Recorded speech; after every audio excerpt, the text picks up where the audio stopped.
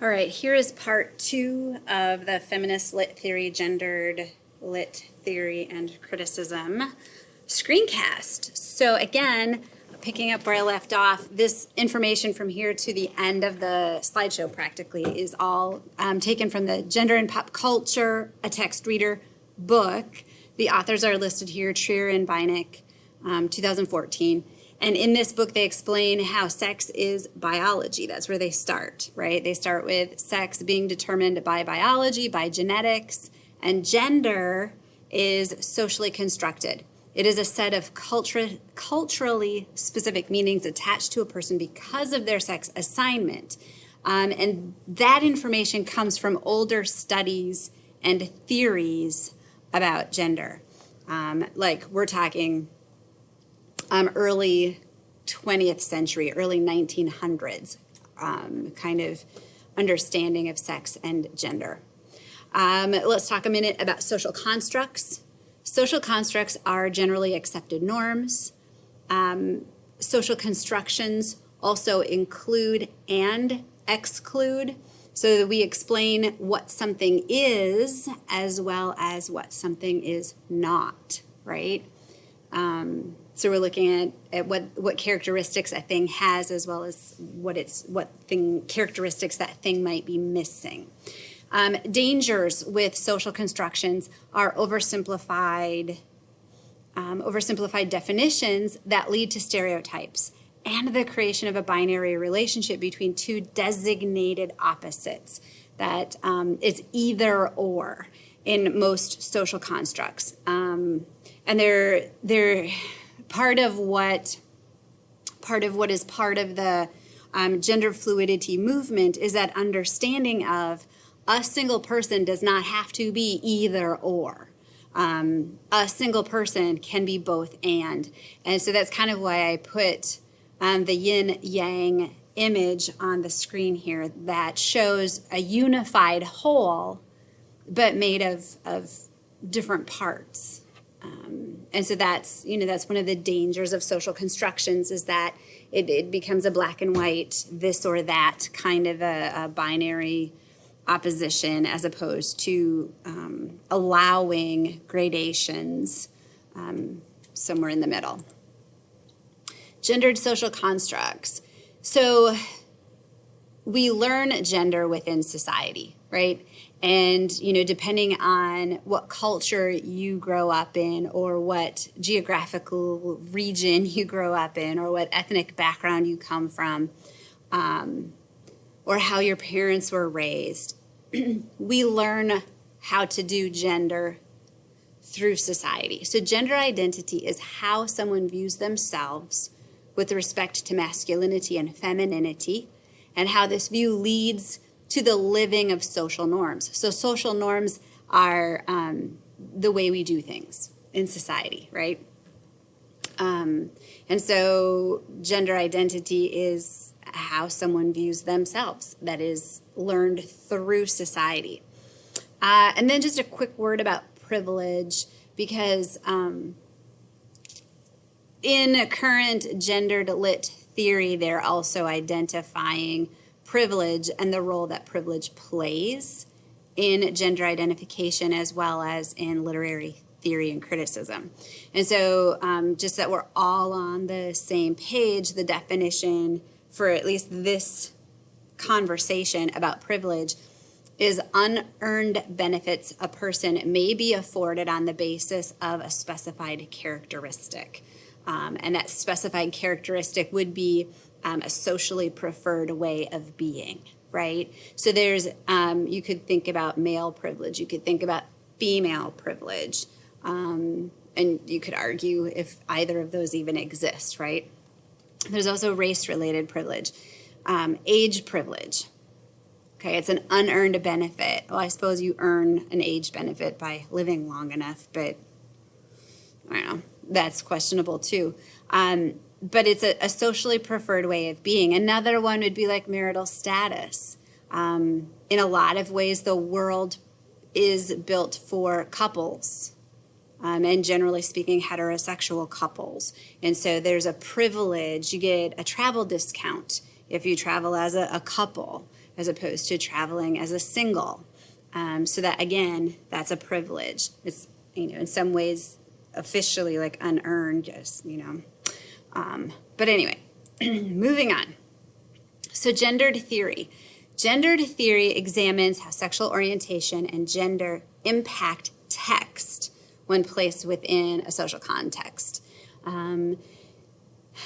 So you're looking not only at the sexual orientation and gender of the author, but also how sexual orientation and gender are treated with the characters within a text. So we're looking at categories of sex and gender as being fluid, and regardless of where you stand personally on your belief or acceptance of gender fluidity, when we're talking about gendered lit theory, one of their foundations is that sex and gender are viewed as something fluid.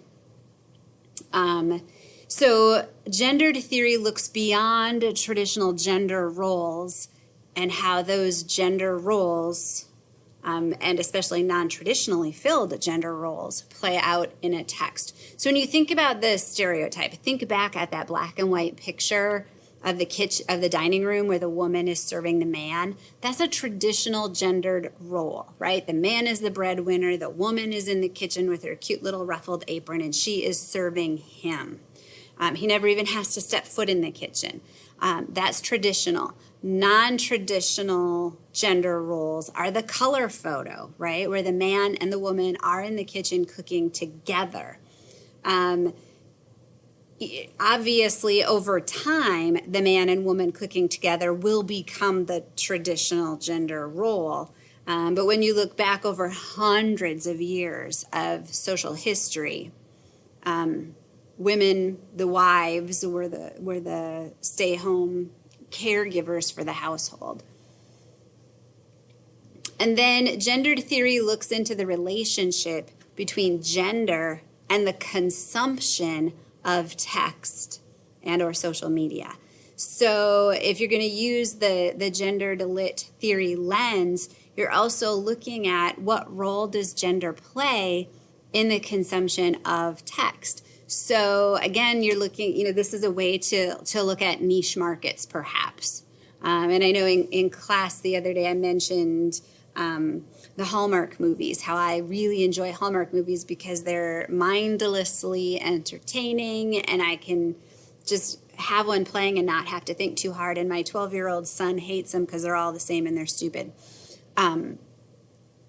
So, and that comes down to, his male gender and how he consumes social media is different from my female gender and how I consume text and media.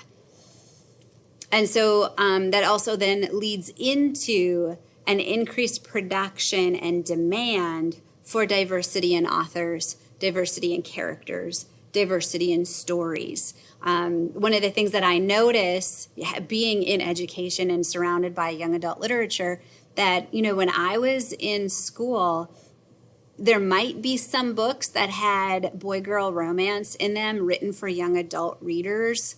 Not a whole lot of young adult lit was out there. Very, very little of it had anything to do with romance. And when I read young adult lit today, is much more mature. And on top of that, we have diverse kinds of relationships. You get to read books that have LGBTQIA characters in them, and LGBTQIA characters who are exploring what it means to be in a romantic relationship with someone else. And so there's that increased production of texts that reflect the reality of lived lives. And that's also part of a gender theory. There's also all kinds of new scholarship out there. Emily Dickinson, famous American poet, a lot of scholarship out there now that's investigating whether or not she was lesbian. She never married. She lived alone. They think she was agoraphobic, right? She was afraid of open spaces and also afraid of lots of people.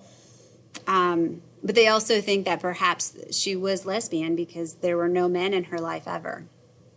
There have always been arguments about Hemingway himself. Was he a closet homosexual? Was his love of women really just a disguise to hide who he really was?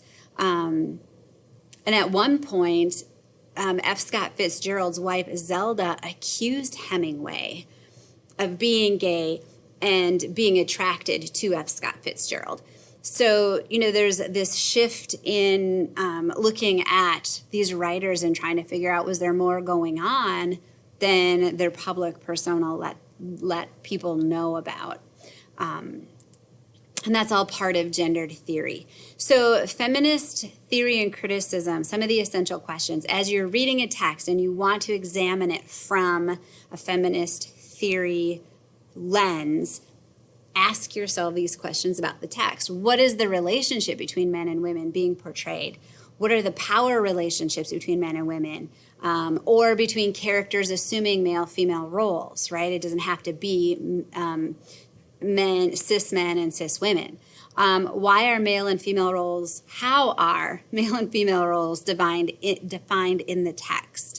What constitutes masculinity and femininity in the text? This is a huge question that really opens itself up to a lot of conversation inside of a text, because there are female characters who embody both femininity and masculinity. And there are male characters who embody both masculinity and femininity. And so, to be a whole person, going back to the yin-yang image, to be a whole person, I think that both exist simultaneously within everybody to some degree, right? How do characters embody these traits in the text? And how does that impact the meaning of the text? Do characters take on traits from opposite genders? And this is coming from that standpoint of the traditional gender roles, right? So like in my household, being a firstborn daughter, I'm a leader. I take charge. I've always been the organizer. I tend to be aggressive, kind of plow into things. I love power tools and muscle cars, and I throw hay bales and milk cows, and wear cute shoes and love to dress up. So, I have masculine traits and I have feminine traits, and there's a balance of those, right? So how does a character take on traits from opposite stereotyped genders or traditional gender roles? And then how does this change other characters' reactions to them and how they interact with one another? Some more questions. Excuse me. What does the work reveal about the operations of patriarchy?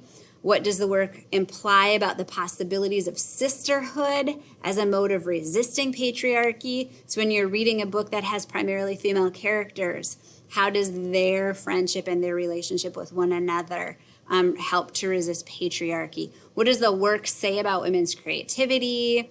What does the history of the work's reception by public and critics tell us about the operation of patriarchy? What role does the work play in terms of literary history for women?